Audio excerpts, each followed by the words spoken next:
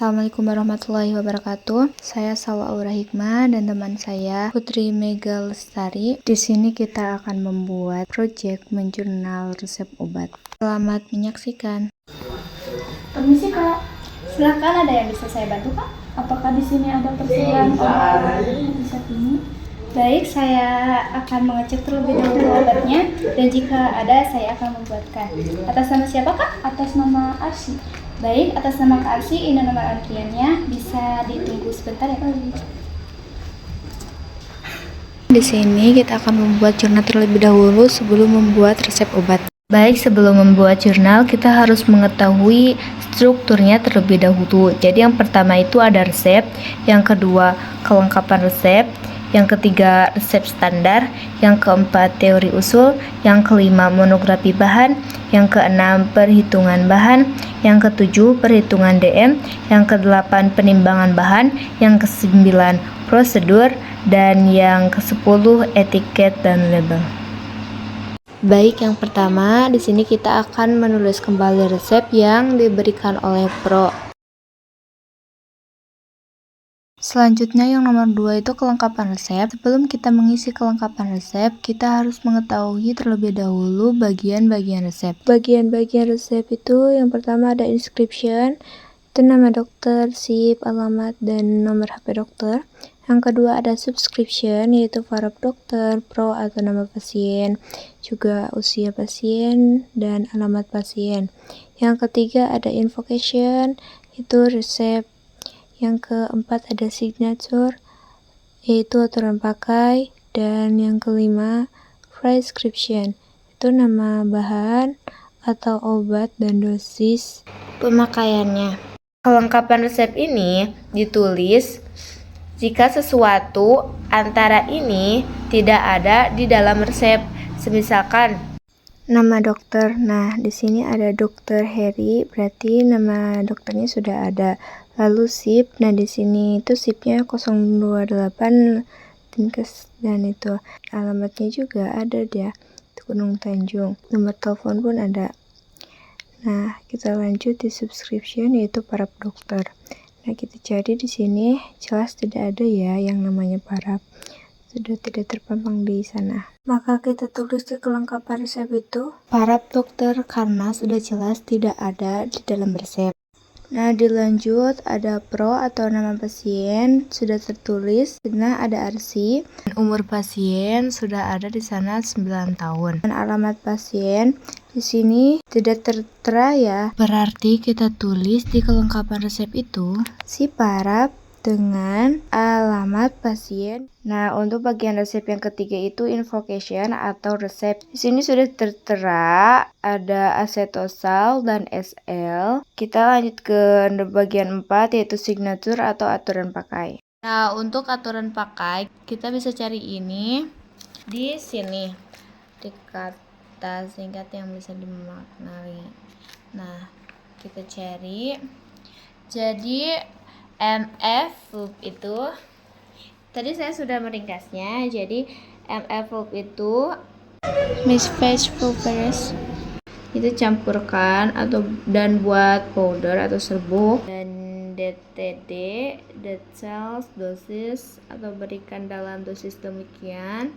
Terus ada TDD cerceta 3 kali sehari, dan PC postcanem atau setelah makan. Jadi kalau digabung itu campurkan dan buat powder, berikan dalam dosis demikian 3 kali sehari setelah makan. Nah, itu arti dari ini. Berarti signature atau aturan pakainya itu 3 kali sehari setelah makan. Nah, kita kembali lagi ke bagian resep. Jadi yang kelima itu prescription, resep yang sudah tertulis oleh dokter kepada apoteker untuk pasien. Jadi untuk kelengkapan resep yang tidak adanya itu dari subscription, yaitu alamat pasien dan juga paraf dokter. Nah, yang ketiga itu resep standar. Jadi menurut jurnal media utama, resep standar merupakan resep dengan komposisi yang telah dibakukan dan dituangkan ke dalam buku Pharmacope. Jadi kalau semisal resep standarnya tidak ada di Pharmacope, maka tidak usah ditulis. Nah, yang keempat ada teori usul. Jadi teori usul itu yang berisi tentang teori yang berhubungan dengan bahan obat yang akan digunakan atau diracik, akan tetapi itu ditulis jika ada OD. Nah, untuk yang kelima itu monografi bahan. Untuk menulisnya kita bisa susun sesuai yang ada di video. Untuk mencari monografi bahan, kita bisa mencari di buku Pharmacope edisi 3 halaman 343. Di sana terdapat asetosal yang isinya pemberian, juga khasiat, DM, dan golongan obat.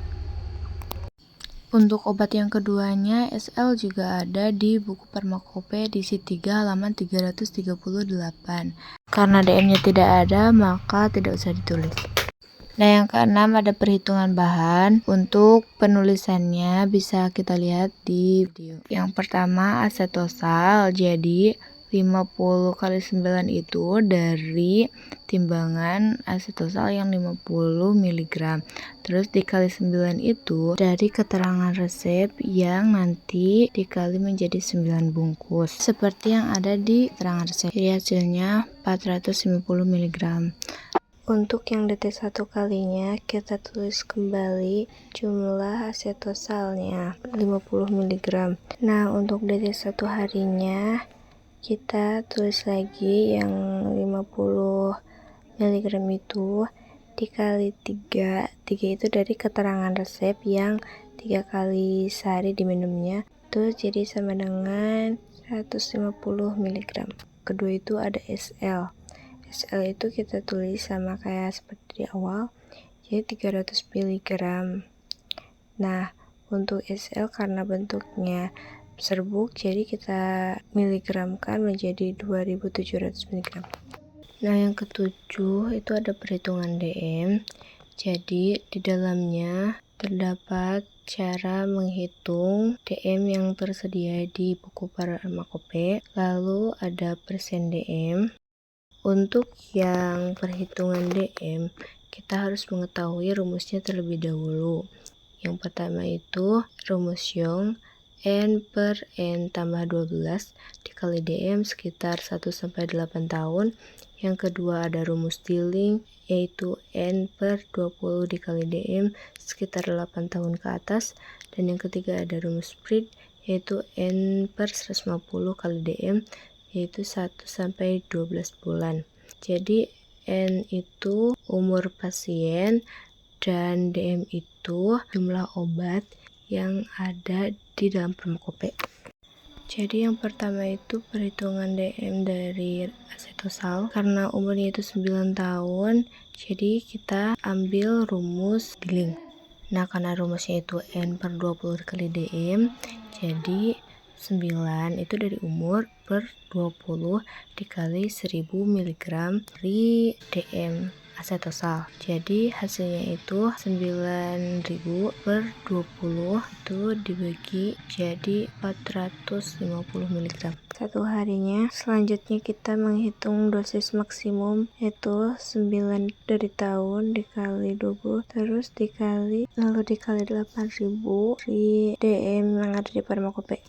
Maka hasilnya itu menjadi 72.000 per 20. Hasilnya itu 3.600 mg. Selanjutnya kita menghitung persen DM 1 kali. Nah, rumusnya itu DT 1 kali per DM 1 kali dikali 100%. Di 50 itu dari yang jumlah asetosalnya, dan 450 itu dari yang perhitungan DM. Nah, dikalikan 100% itu dari persen DM-nya. Nah, maka hasilnya 5000 per 450. Maka menjadi 11,1% TOD.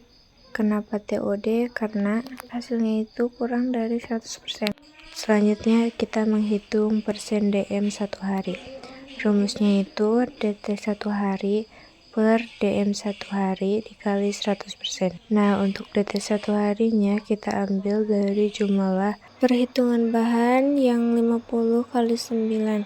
Maka menjadi 150 per 3600 dari perhitungan DM di atas dikali 100%, maka hasilnya menjadi 15.000 per 3.600, maka hasilnya 4,16% TOD.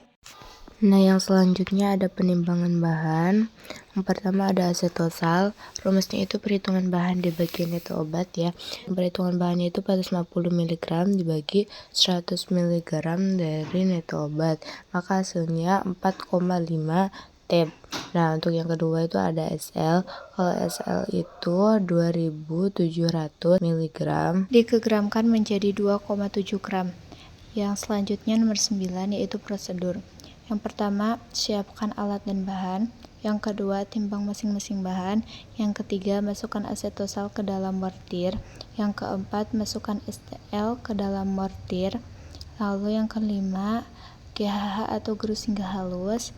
Nah, yang keenam, bagi menjadi 9 bungkus sama rata seperti yang tertulis di dalam resep. Nah, yang terakhir itu diberi etiket dan label. Untuk contoh etiket dan labelnya bisa dilihat di video. Di sana terdapat nomor, nama pasien, terus keterangan, terus tanggal, juga keterangan yang lainnya. Atas nama Kak Arsi, nomor antrian 4. Baik Kak, ini obatnya. Khasiatnya untuk meredakan nyeri dan mengobati radang. Diminum 3 kali sehari. Sudah makan. Berapa harganya Kak? 50.000 Kak. Untuk uangnya pas ya Kak. Terima kasih atas pembeliannya. Semoga Kak sembuh Kak. Terima kasih.